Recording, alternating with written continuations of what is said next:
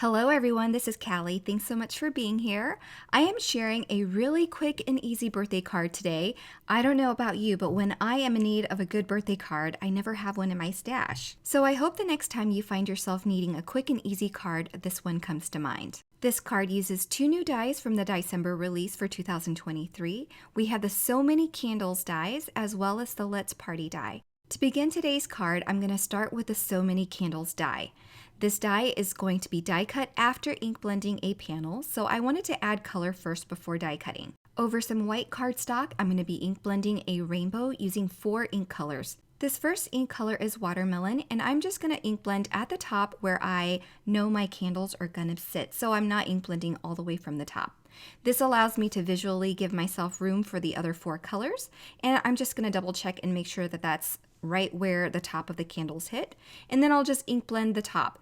And my tip when ink blending colors and overlapping colors is to allow a lot of overlap.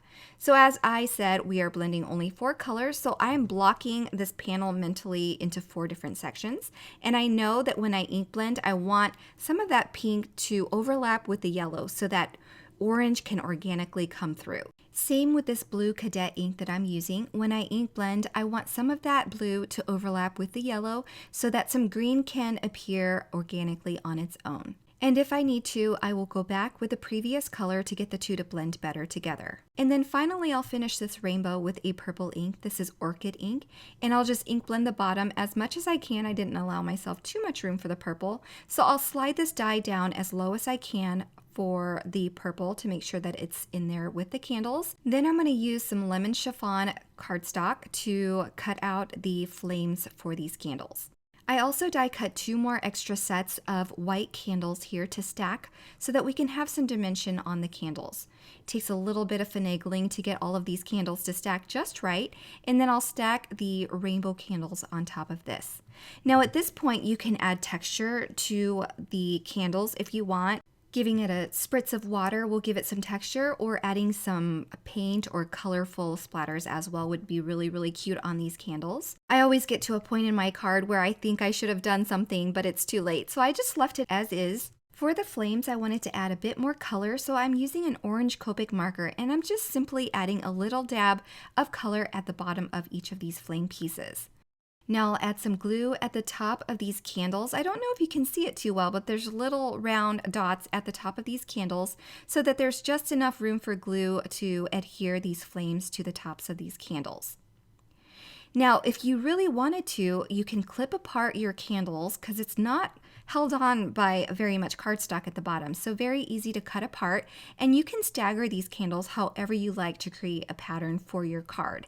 And of course, after the fact, I also thought, oh, it'd be really cool if you wanted to add extra candles and just did 1 or 2 more layers of candles and just staggered them on top of this bottom layer.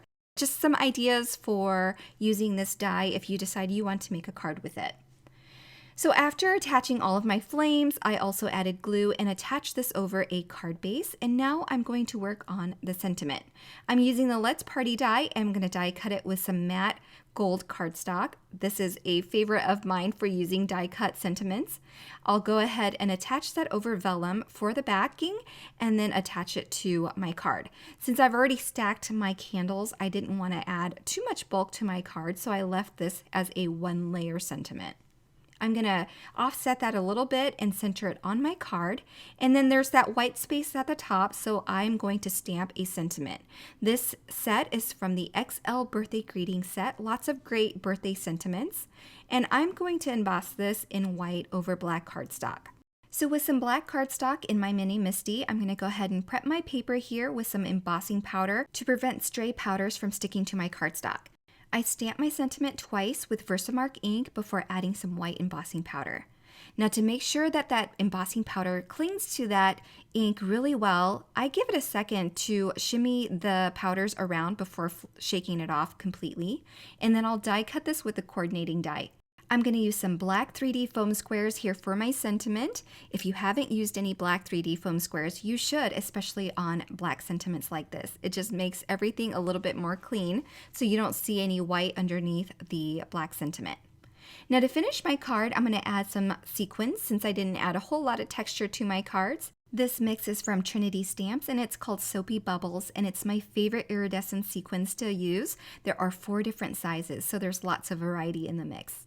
And that finishes my card for today. I hope you enjoyed this. If you're interested in any of the products that I use, please check out the links below where everything will be linked for your convenience. All the details will also be on the coordinating blog post for this video.